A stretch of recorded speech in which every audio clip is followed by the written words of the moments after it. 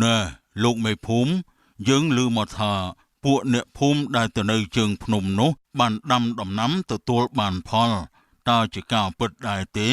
ឆាប់ទៅស៊ើបមើលឲ្យបានឆាប់ឡើង កុំភ្លេចណាជួយចុច Subscribe ជួយ Comment ជួយ Like ជួយ Share ម្នាក់មួយផង គឺជាការពិតណាស់ហើយស្អែកនេះពពួកឈ្មួញនឹងចុះមកដល់ចំការថែមទៀតផង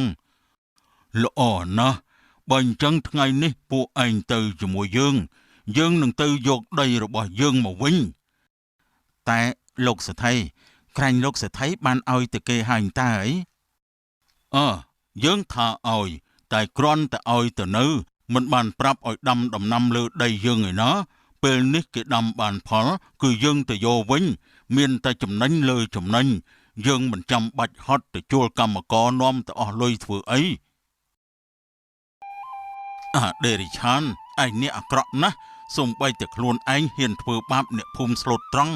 ឯងจะមើលចុះកម្មនឹងតបស្នងឯងវិញជាមិនខានទេតែកុំភ្លេចណាជួយចុច Subscribe ជួយ Comment ជួយ Like ជួយ Share ម្នាក់មួយផងទម្រាំតែកម្មដែលបងនិយាយនោះវាមកដល់ខ្ញុំក៏សប្បាយឆ្អែតទៅហើយណាស់លបងឆាពួកឯងកុំតិចចោលអស់ទៅ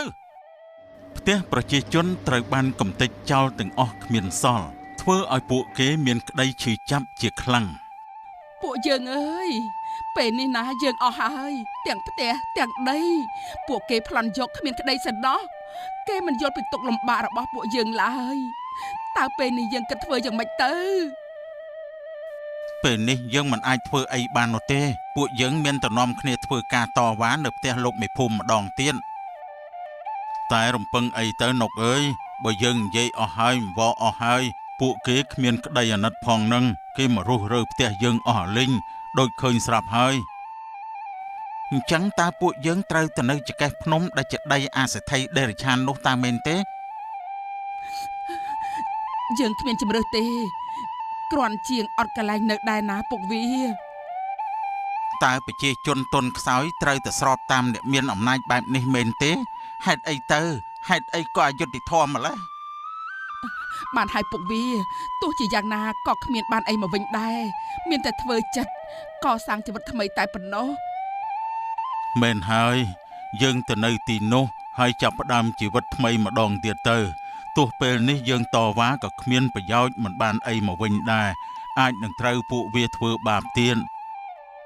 តែខ្ញុំមិនអោយពួកវាមកយកដីផ្ទះយើងបានដោយងាយស្រួលទេពួកវាត្រូវតែមានអ្វីមកដោះដូរវាមិនអោយយើងរស់នៅបានសុខយើងក៏មិនអោយវារស់នៅបានសុខដូចគ្នា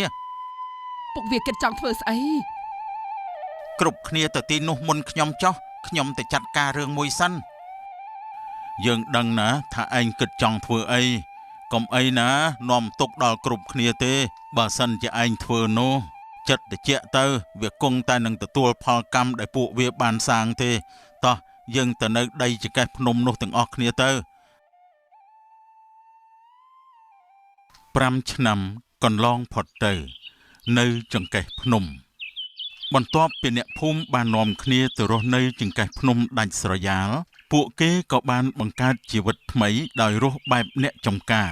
ពុកវាមើលចុះដំណាំពួកយើងទាំងអស់គ្នាមានការកំងច្រើនណាស់មិនថាយើងនៅដល់ទីណាឲ្យតែមានការរួបរวมពួកយើងនៅតែអាចរស់បានមែនហើយម៉ែវាដោយសារតែក្តីឈឺចាប់ទើបពួកយើងខំប្រឹងបានមកដល់ពេលនេះខ្ញុំពិតជាអរគុណទាំងអស់គ្នាណាស់ដែលខំប្រឹងដើម្បីពួកយើងទាំងអស់គ្នា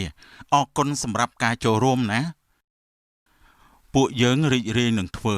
ពួកយើងនឹងតស៊ូឲ្យដល់ទីបញ្ចប់ពេលខ្ញុំយកផ្លែឈើនិងបន្លែទៅឲ្យគេព្រឹកមិញពីអ្នកបង្នុកយើងក៏បានទទួលដំណឹងល្អមកមួយដែរផ្លែឈើនិងបន្លែយើងមានការកំងចេញទៅក្រៅប្រទេសទៀតផងហើយគេក៏នឹងមកមើលចំការរបស់យើងនៅក្នុងភូមិនៅថ្ងៃស្អែកនេះផងដែរណែលោកមេភូមិ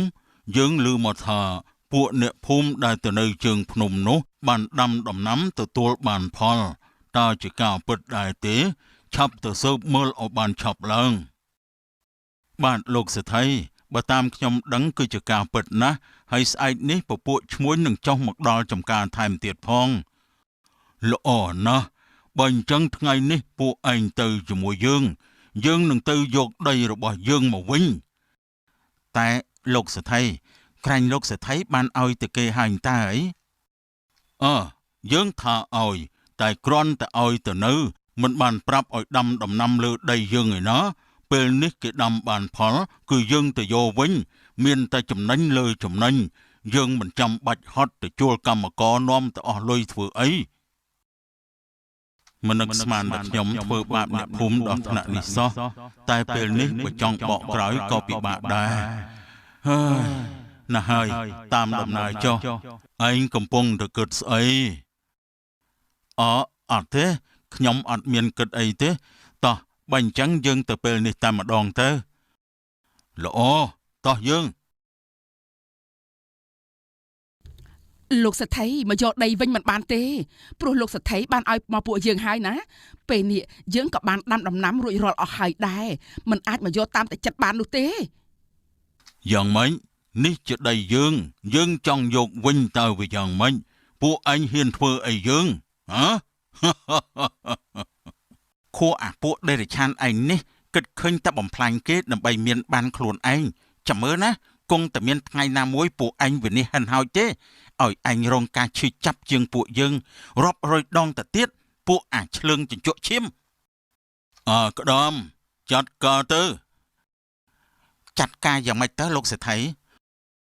លេងឲ្យវាដឹងគ្នាទៅពីការដែលវាហ៊ានដាក់ទំនាយអញលេងឲ្យចាស់ដៃទៅ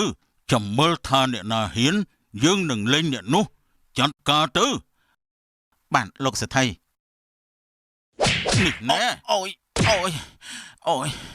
ពួកឯងនឹងសងទឹកភ្នែកពួកយើងវិញពួកឯងនឹងសងការឈឺចាប់មកឲ្យពួកយើងវិញអូយបានហើយឈប់វាយទៅខ្ញុំសុំវសូមជប់ធ្វើបាបប្តីរបស់ខ្ញុំទៅលោកប្តីតែកុំភ្លេចណាជួយចុច Subscribe ជួយ Comment ជួយ Like ជួយ Share ម្នាក់មួយផងបានហើយក្តំឈប់វាយទៅវាព្រមឲ្យយើងវិញហើយអញ្ចឹងពួកឯងរើចេញពីទីនេះទៅនៅឯណាក៏ទៅនៅទៅ